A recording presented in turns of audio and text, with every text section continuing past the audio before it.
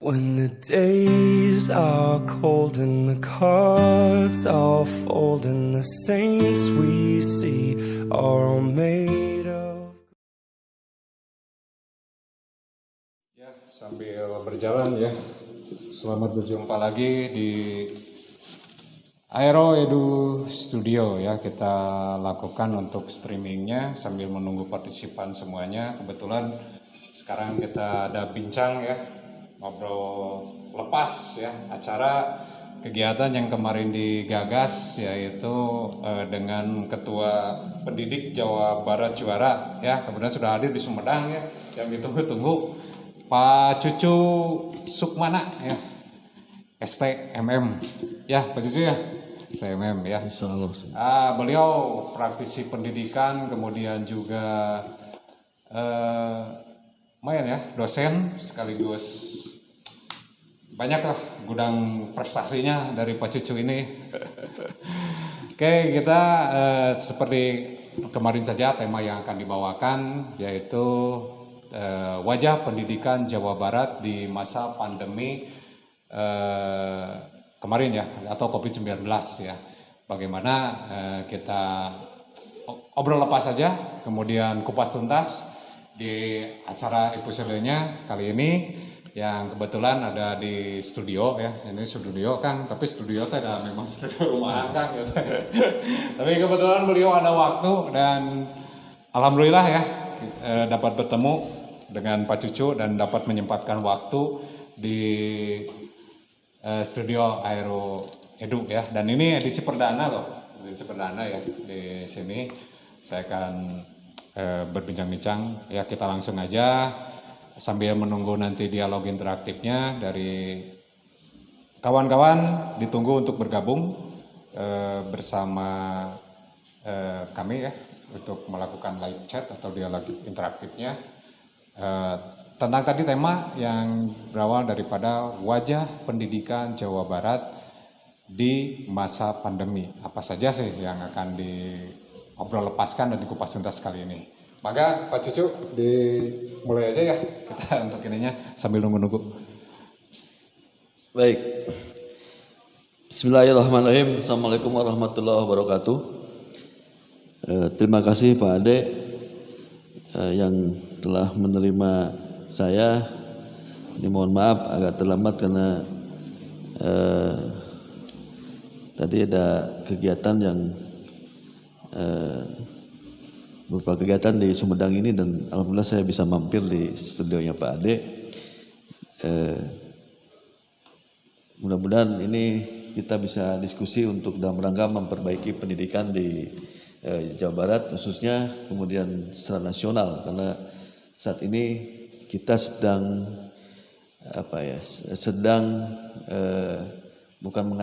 bukan mengatakan sebuah persoalan, tapi memang menjadi sebuah persoalan tentang pelaksanaan pendidikan di kita ini secara nasional.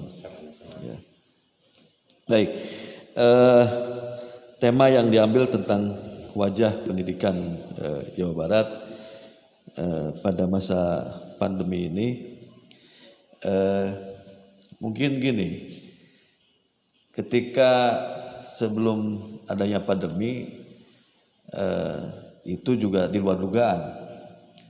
Nah, bahwa teknologi seolah antara penting dan tidak penting. Betul. Nah, ini kemudian ketika pandemi ada, maka semua panik dan hiruk pikuk untuk belajar, untuk mempelajari, untuk menguasai tentang teknologi informasi. Nah, inilah petanya udah salah di situ, petanya. Jadi peta konsep ya. Ya, petanya udah. Jadi kalau saya mengatakan begini, bukan soal tidak pedulinya pemerintah atau dalam peran tidak, tetapi memang ini teori pembelajaran sedang diuji saat ini. Ya, betul. Teori pembelajaran sedang diuji, ya.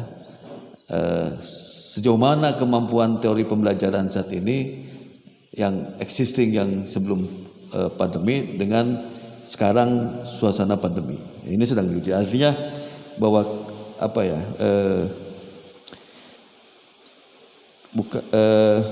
kepedulian semua pihak, baik dari tingkat satuan sekolah, kemudian dinas pendidikan maupun perguruan tinggi. Nah, ini kan harus hiruk pikuk mengkaji, mengevaluasi, bahkan mempertajam apa yang ada di kondisi ini. Itu harus kita garis bawahi. Oke, sebelum kita nanti urai, saya akan cerita tentang suasana pendidikan, terutama tentang proses pembelajaran yang ada di setiap sekolah. Nah,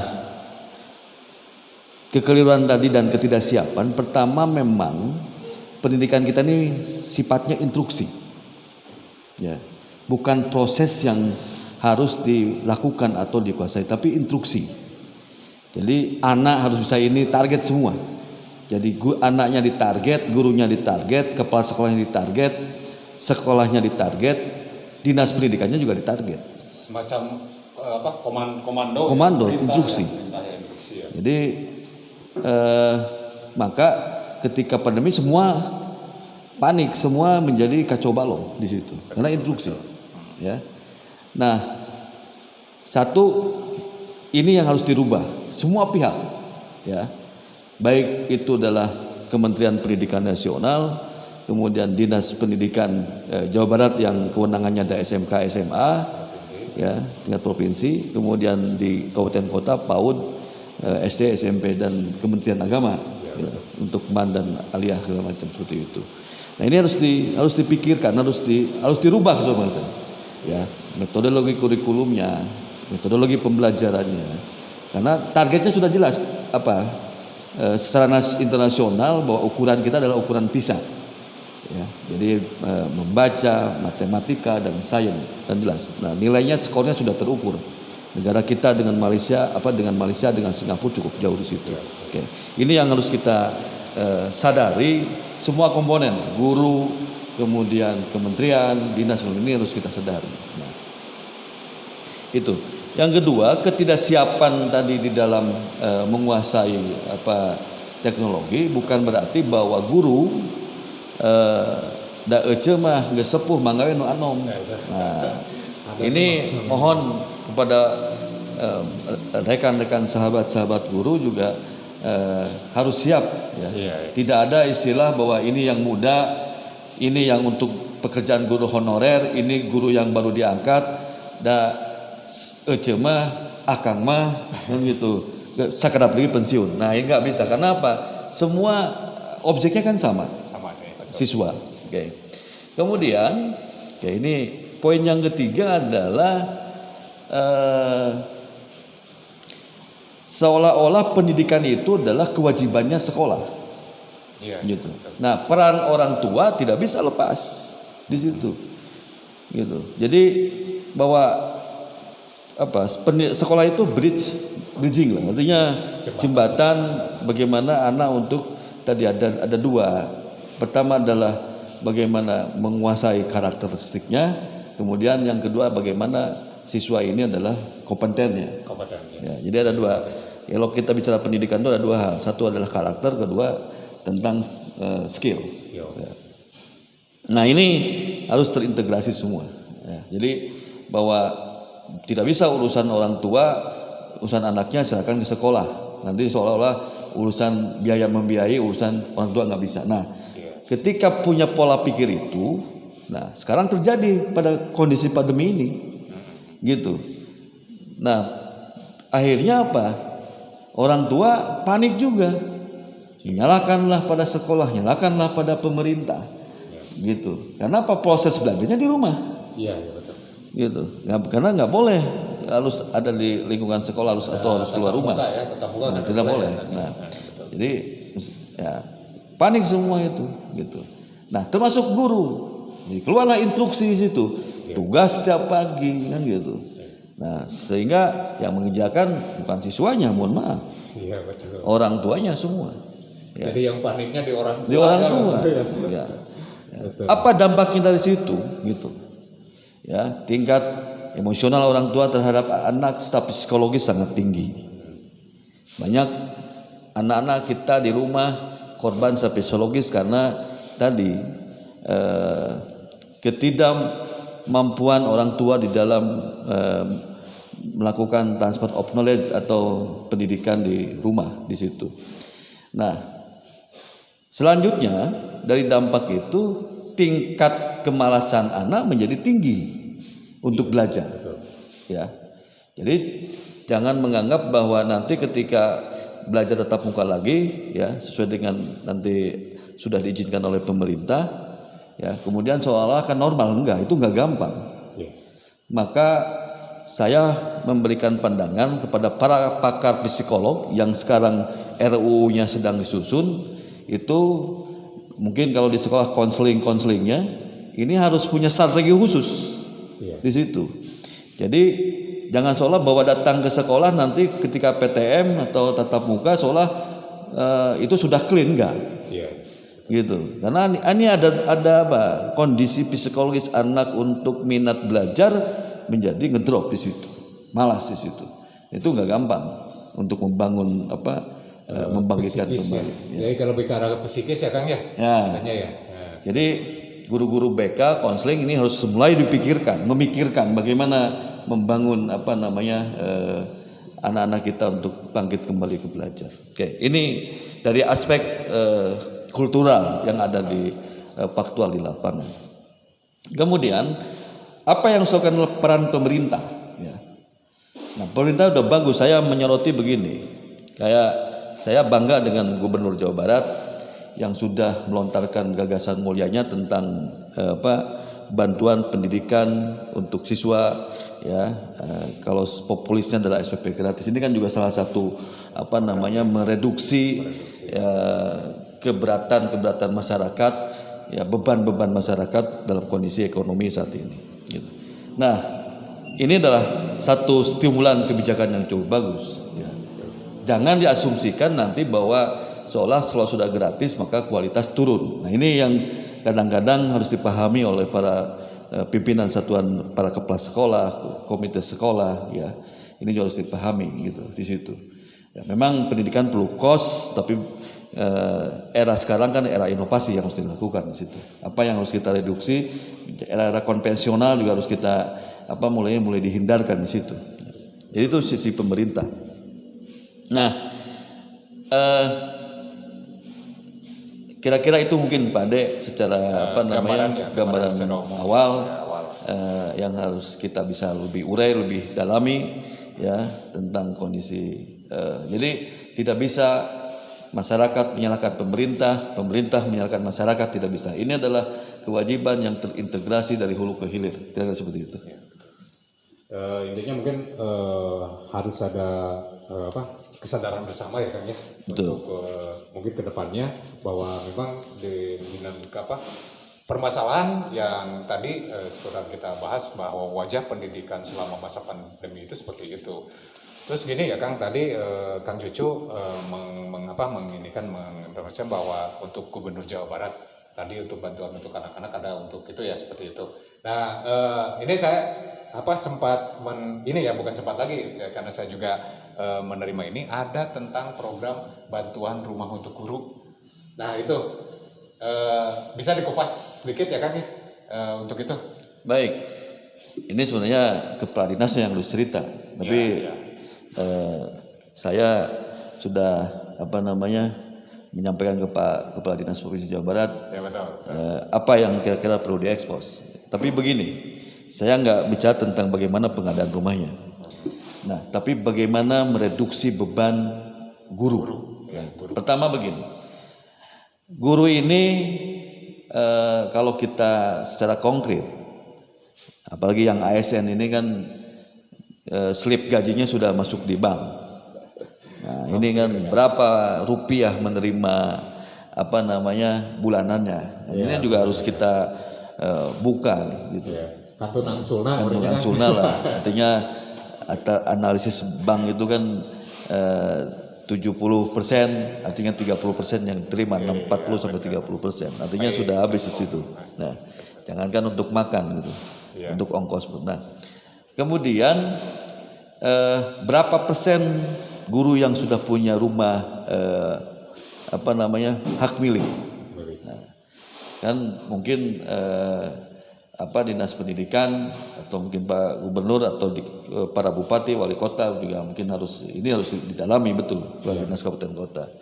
Nah, bukan berarti ini adalah rumah gratis, bukan. Artinya bahwa mereduksi bisa saja misalkan lahannya dari Pemda dibangun oleh developer, suku bunganya dinolkan menggunakan program rumah bersubsidi, kan itu banyak cara.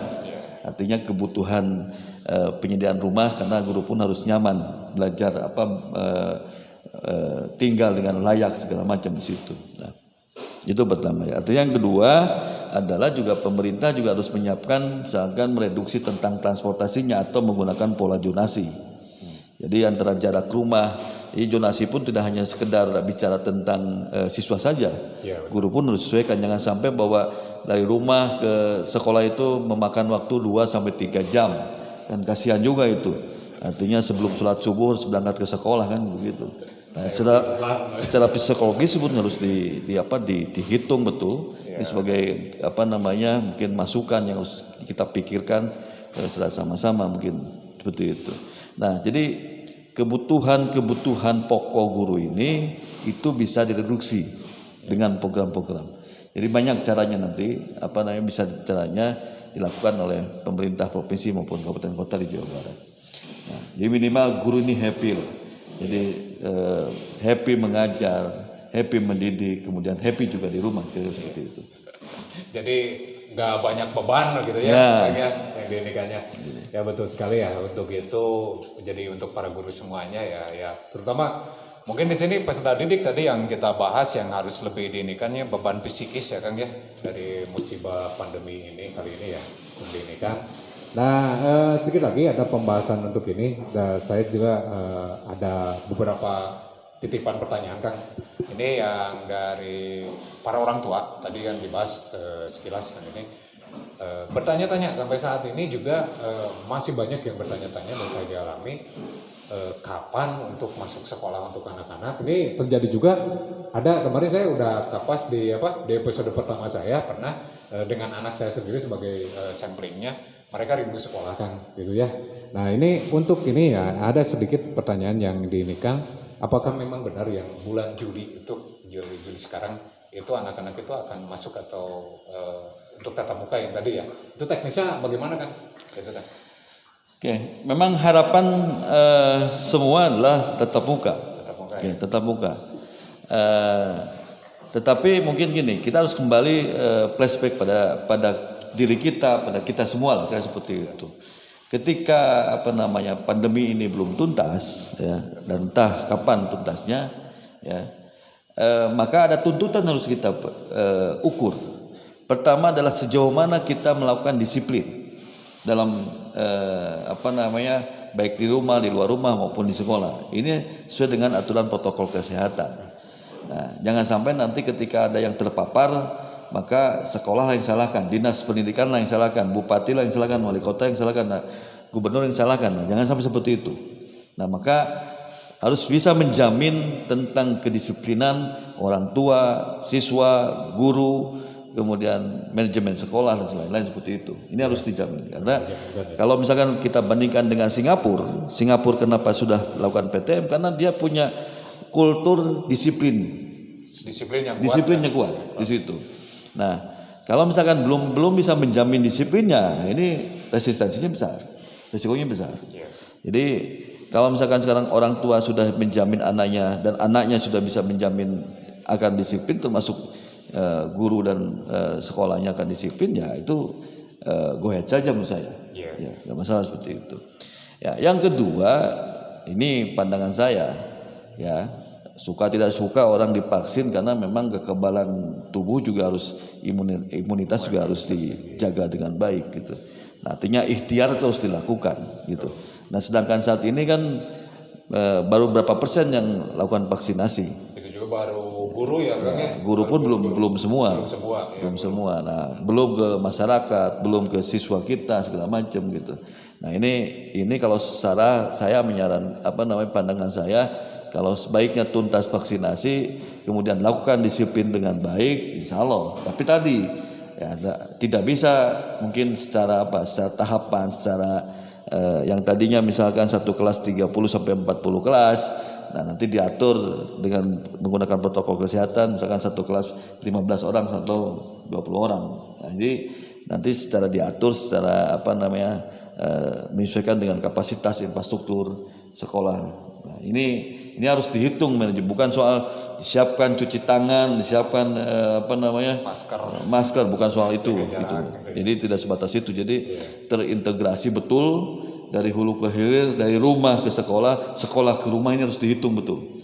Gitu. Kalau mau bicara tentang PTM. Jadi ini mohon juga PTM ini jangan dipolitisasi lah. Artinya hanya kepentingan tertentu, justru harus dikaji, harus dihitung betul gitu.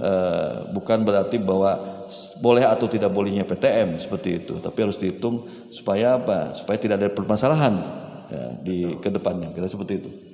Iya, betul sekali ya. Tadi lumayan ya, cukup menarik. Kita sambil tunggu-tunggu ini dialog interaktifnya, walaupun memang tadi kita agak terlambat, tidak sesuai jadwal, dan kebetulan ini Kang Cucu, hari saya mah ada bilang Kang Cucu ini yang asa-asa gitu.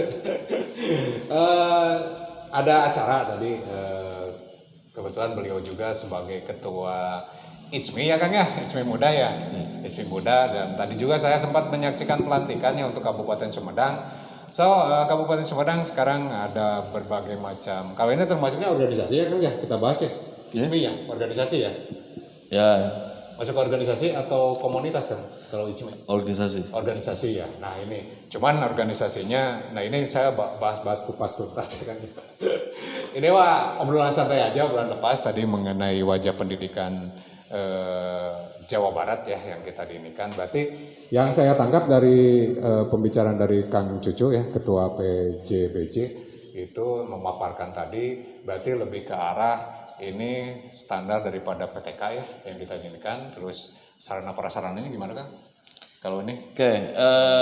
Bisa secara sarana prasarana sebenarnya pemerintah baik khususnya di Provinsi Jawa Barat sudah banyak memberikan bantuan selain infrastruktur, misalkan pengadaan infrastruktur IT, laptop di sekolah dan lain seperti itu. Bahkan beberapa sekolah juga sudah melakukan meminjamkan laptopnya kepada siswa atau orang tuanya, termasuk juga bantuan kuota dari Kemendikbud. Jadi sebenarnya sarana-sarana itu juga sudah disupport lah. Jadi bukan soal, memang di awal-awal itu menjadi alasan. Iya. Di awal-awal ketika ada bencana pandemi ini menjadi alasan.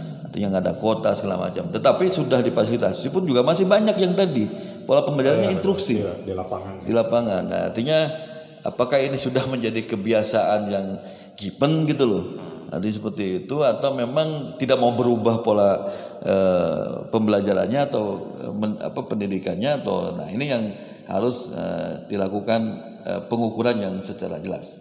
Oke, yang kedua infrastruktur ini ya harus disiapkan ke depannya karena ini kan menjadi sebuah peradaban baru di dalam dunia pendidikan gitu. Jadi konten segala macam, kemudian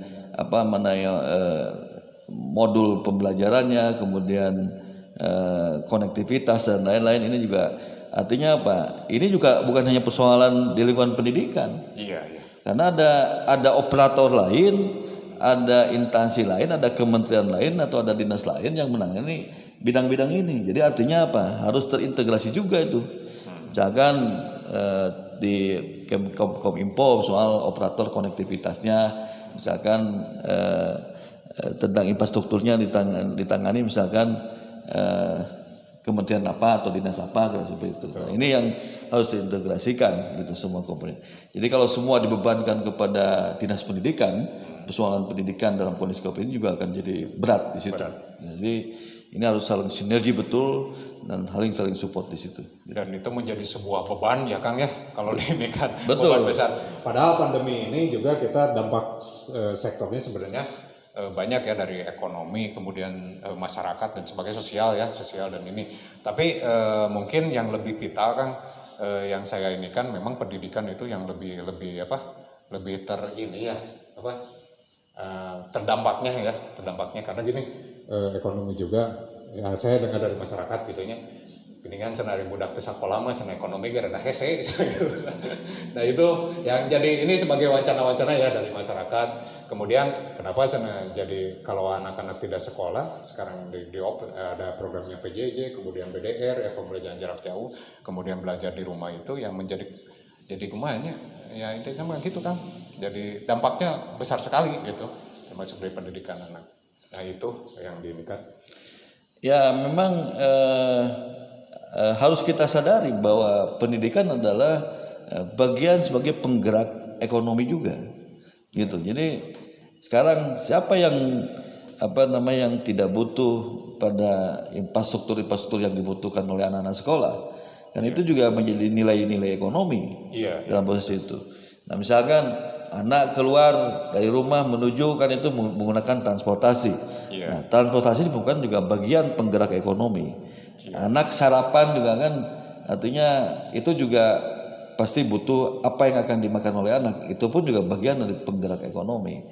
Nah, kemudian pakaian, bukunya dan lain-lain seperti itu juga bagian penggerak ekonomi. Jadi memang kalau mengatakan bahwa ketika sekolah libur maka jalan raya pun sepi kan begitu. Sepi, ya betul. Jadi betul sekali. Harus kita sadari bahwa pendidikan adalah bagian menggerakkan ekonomi di situ. Gitu. Kira-kira itu Pak De. Jadi secara konkretnya seperti itu. Oke, itu ya udah dibahas tadi tentang dari PTK-nya, wajah pendidikan, kemudian sarana prasarananya. Apalagi kalau ini lebih detail lagi ya sarana prasarana. Sementara kan gini kan kita tahu semuanya di mode sekolah gitu kan kalau di Nabos kan berjalan ya kan ya, terus apalagi tingkat SMK itu ada untuk dana PPMU-nya dan sebagainya itu berjalan. Sementara kalau kita lihat di lapangan yang tadi memang harus perlu kesadaran semuanya dan semua diinikan. Tapi ada juga Kang, ini saya bukan ini hanya masukan saja dari orang tua. Ternyata kan sudah ada bantuan dari pemerintah dan sebagainya termasuk tadi yang dibahas dari Jawa Barat. Tapi kan ada sekolah-sekolah yang juga justru ternyata untuk iuran-iuran yang di luar DSP itu berjalan juga gitu ke orang tua itu. Nah ini hanya tanggapannya bagaimana sih Kang ya yang diinikan. Sementara orang tua juga aduh cenah keur boje mah pandemi cenah nya kudu meuli teh LKS nu kalau itu teh Kang ya yang diinikan. Nah ini saya bukan menyentil atau apa, cuman ini ada masukan dari orang tua. Sementara kan di daerah mah kan di daerah gitunya cenah kamari untuk virtual karena kendala sinyal dan sebagainya, maka dialihkan ke PJJ dengan memakai media yang 7 metode dari Kadistik Sumedang gitu ya, 7 metode penggunaan LKS dan apapun gitu ya. Sementara LKS itu sekolah itu ada yang membeli kan ke penerbit gitunya. Nah ternyata beban itu juga itu dibebankan ke orang tua gitu ya untuk pembelian LKS gitu ya. Nah orang tua juga ada ada yang bilang gitu, dan kebetulan ya saya wali kelas oge sih Kang ya suka ada mengenal Pak cenah aduh keur masa pandemi kieu area teh kumaha cenah kan pembiayaan sekolah pan aya cenah berjalan gitu LKS gini kan ya mungkin dia juga ada merasa kebebani itu Kang lah. Nah gitu sementara kebijakan tadi teh komen cek Pak Cucu tadi katakan bahwa itu pendidikan orang teh wajahnya selama ini teh kebanyakan komando gitu nya perintah. Nah gitu Kang Manawi. Ya, yang pertama begini, selalu dilontarkan, kemudian di statementkan, bahkan menjadi sebuah kebijakan tentang pendidikan yang berinovasi. Oke, maka saya menyarankan dan mungkin bukan mengingatkan artinya kepada para pengambil kebijakan juga bahwa inovasi itu bukan hanya sekedar ucapan saja, tetapi harus lebih dikonkretkan bagaimana membangun inovasi dalam lingkungan dunia pendidikan. Nah, hal-hal yang tadi disebutkan Pak Ade adalah itu hal-hal yang konvensional. Konvensional betul. Jadi anak-anak kita juga apalagi sudah mulai dikebiarkan tentang literasi digital. Ya, anak sekarang kan lebih senang baca tulisan berbentuk digital daripada berbentuk buku. Iya betul. Nah, oke. Jadi ini juga harus dipahami, harus sadari gitu. Nah, apa yang harus kita lakukan gitu. Nah, sebenarnya tadi ketidaksiapan di situ, ya ketidaksiapan misalkan di satuan baik itu guru itu sendiri, kemudian orang tua sendiri. Ini juga harus kita sadari. Bahkan saya menyarankan marilah kita sadar secara secara sama-sama kita memahami betul tentang kultur budaya pendidikan kita masa depan dengan inovasi yang konkret gitu, tidak hanya sekedar basa-basi gitu. Nah, kemudian karena anak-anak kita sudah lari tuh gitu dalam pola pembelajarannya, cara proses belajarnya itu sudah lari anak-anak kita gitu. Jadi dulu mungkin zaman saya belajar dengan baca buku segala macam bagaimana untuk mengingat dan menghafal karena tadi metodologinya adalah instruksi gitu. Nah, mungkin pola itu yang digunakan. Tetapi anak-anak kita kan tidak begitu gitu. Jadi banyak metode yang dilakukan anak-anak kita dan mengadop dan mengadaptasikan dalam dirinya dalam proses belajar anak seperti itu. Ini yang harus sadar antara kita dalam lingkungan pendidikan maupun orang tua di situ seperti itu. Itu kira-kira. Iya, betul. Dan di ini ya disadari juga yang tadi sudah dikemukakan juga bahwa di sini anak-anak kan sekarang zamannya ya betul ngajamanan berarti kan ya udah takut. Ya kembali lagi model kita teh meureunna guru teh tadi teh akang mah geus kolot sekolot. Nah, kita harus menyadari lagi juga ke situ. Sementara anak-anak kita sudah pesat tingginya dengan ini dan sementara juga saya kira terdampak daripada COVID ini, jadi semuanya mungkin sekarang teh tadina teh bukan alergi. Saya katakan saya juga dulu pernah mengindikannya macam peningkatan kompetensi untuk guru-guru dan ini cenah naonan akang mah cenah jeung ece mah da geus kolot geus we cenah jang cenah gitunya. Nah, selalu ada hikmah Kang sebenarnya yang saya rasakan juga. Ternyata kan merenannya hari saya pribadi mah dulu di awal-awal 2000 berapa aya Zoom terus Webex itu sudah digunakan dan saya juga dulu bergabung dengan organisasi profesinya di Kang Cucu ya ikut dulu. Saya karena itu kendala-kendala teknisnya di lapangan ada yang seperti itu pengataannya. Tapi ternyata hikmah pas kemarin terjadi di wajah pendidikan itu mereka pada pakai sekarang gitu lah. Hikmah ada tersendirinya. Jadi yang sudah tua juga mengikuti kan sebenarnya gitu untuk saat ini gitunya. Meureunnan baca nama memaksakan gitu nah jika nama gitu ya udah ada sih implementasi di lapangan. Cuman juga ada sedikit masukan yang kendala untuk tadi di daerah dan memang pemerintah juga melalui kementerian dari Mas Nadiem yang menggembor-gemborkan tentang kuota dan ini walaupun memang dirasakan implementasi di lapangan itu telat terlalu kalau disebutkan ini telatnya itu hampir berapa bulan lah dulu ada kuota bantuan dari situ. Ya pada akhirnya saya juga sering mengatakan kepada orang tua dan sebagainya termasuk anak-anak juga ya itu harus ada kesadaran bersama lah dan memang dalam masa pandemi itu juga kieu gitunya kayaknya ya, gitu. Nah itu obrolan wajah pendidikan mungkin ada lagi yang akan disampaikan. Baik. Atau kita mau break dulu? Mungkin ini ada beberapa poin. Ya, pertama tadi guru sudah mulai belajar mengadaptasikan pada kondisi pandemi. Oke. Tetapi juga jangan menggunakan ilmu lilin. Ya. Artinya menerangi diri orang lain tetapi diri sendiri terbakar. Nah, jadi kadang-kadang sekarang begini, saya lihat beberapa potret guru sibuk ikut webinar segala macam. Nah, siswanya nggak keurus, gitu. Nah itu juga yang sampai terjadi di situ. Harus ada balance ya. Ya artinya ketika guru dapat webinar maka harus ada manfaatnya bagi siswa itu sendiri gitu. Nah ini juga Yang kedua dalam kondisi pandemi begini ya saya mungkin minta tolong kepada Dinas Pendidikan jangan terlalu banyak administrasi untuk guru. Ya kira-kira soal kenaikan PTK, kenaikan berkala itu jangan tingkatnya. Ya, tingkat coba dibuat sesederhana mungkin dengan basis data yang bagus gitu. Jangan sekarang akhirnya guru mensibukkan ngurus administrasi dan karena dia mikirnya begini sekarang di rumah guru ini kan.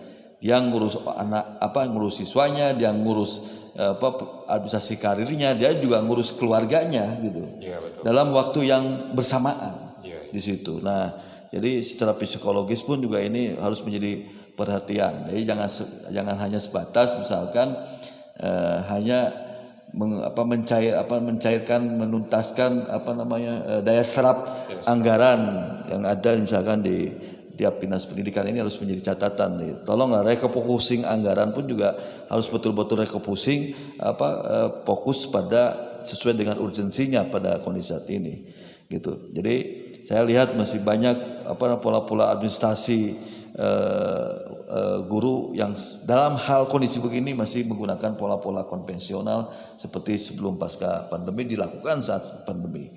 Itu Pak De. Iya. Yang selanjutnya mungkin yang ketiga sebagai pandangan saja gitu, bahwa ini sebenarnya di lingkungan pemerintah belum menyentuh pada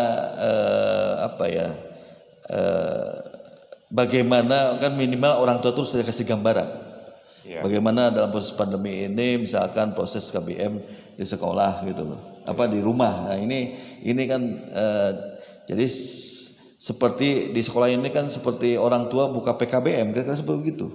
Betul. Nah, jadi orang tua buka PKBM harus mengajar, harus segala macam. Nah, tetapi support, bukan support artinya support secara motivasi, secara suplemen substansinya. Ini saya belum melihat pemerintah turun, artinya negara hadir di rumah dalam proses belajar di rumah. Bukan berarti dengan kirim pulsa segala macam itu tuntas, tidak seperti itu. Iya, betul. Nah ini yang harus nanti mungkin Pak De juga jangan bawa itu urusan guru. Iya. Nah itu tidak nggak berpikir sebatas begitu gitu. Kira-kira itu Pak De. Iya betul. Nah jadi harus ada kemudian juga tadi stakeholder daripada pendidikan mungkin harus diinikan ya. Jangan sampai tertumpu nanti guru deh gitu ya. Ya, jadi guru kan jadi senjata utama dalam kondisi begini gitu. Nah ini yang kasihan, jadi akhirnya juga guru juga ikut stres juga gitu. Betul. Nah ini terasa oleh saya. Secara psikologis harus betul-betul dikaji lah seperti itu. Iya betul ya, dari segi itunya ya Kang ya. Jadi harus perlu catatan penting yang tadi yang sudah dipaparkan oleh Pak Cucu ya Ketua, ya memang perlu kesadaran bersama ini dari orang tua, kemudian daripada pendidiknya ya, kemudian dari siswanya sendiri gitu ya. Intinya mah merenanya musibah pandemi kali ini itu jadikan semuanya juga hikmah dan tetap kita harus menghindari lah ya Kang ya di itunya. Iya. Nah itu, dan perlu juga kita patut mencontoh daripada yang tadi yang seperti Pak Ketua katakan bahwa ada negara Singapura itu tingkat disiplin. Nah, yang paling penting adalah bagaimana, apalagi kalau misalkan dari Indonesia ke Jawa Baratnya budayanya kan budaya timur gitu ya, harusnya sebenarnya kulturnya lebih kuat disiplinnya gitu ya. Tapi ternyata pada kenyataannya sekarang entah apa ya yang terjadi, yaitu mungkin yang diinikan anak-anak itu terlalu terkembang pesat, dan di sini yang kita sebagai tadi pendidik dan guru ya mungkin walaupun memang sudah beban bersama gitu ya Kang ya, kalau di masa pandemi ini mah berarti ada tingkat kesadaran dari orang tua, kemudian stakeholder dan guru sendiri yang harus diinikan. Nah itu. Oke, itu Kang Susu kita udah ya, turun.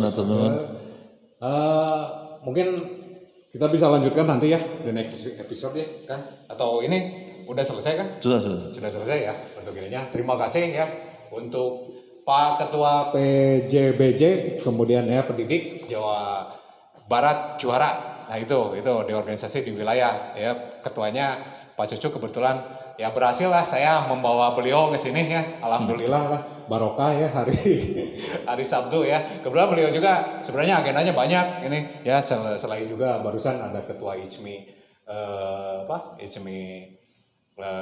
muda barusan udah melantik, dan di Sumedang ya, kebetulan di Sumedang. Kenapa saya bercerita ini? Karena ini juga nanti akan di-sharekan, dan mudah-mudahan podcast ini juga sampai di lingkungan nanti. Salam ke Pak Kadis Provinsi, Insyaallah juga disampaikan. Kadis Kabupaten Sumedang. Ini merupakan, kalau saya sih udah lama dengan beliau ya, suatu yang kehormatan pisannya. Sudah dapat singgah Kang di sini, alhamdulillah atur nuhun Kang ya, atur nuhun pisan gitu ya. Nah itu bincang kita obrolan lepasnya tentang wajah pendidikan di masa pandemi ya. Tadi dialog iteratif juga mungkin nanti akan ada ya banyak di streamingnya. Nanti bisa dicat aja lah di streaming apa yang masukan-masukan dan sebagainya gitu. Dan sampai pantau saja dan nanti bisa dilihat nanti di FB-nya Kang Cucu ya, Kang Cucu Sukmana ya, itu ada di FB-nya, di follow up saja. Termasuk nanti FB saya juga ada di Aero Edu Studio ya, Aero Edu Studio. Dan ini masih baru Kang, sebenarnya saya juga masih belajar. Dan alhamdulillah lah gitunya. Ini edisi perdana dan kedatangan juga dari Pak Ketua yang ini ya sangat luar biasa ya intinya di ini kan berisi mungkin itu dan next ya kita bertemu lagi di episode selanjutnya dan tetap listen and enjoy for you for to Aero Edu Studio. Oke, di closing saja ya.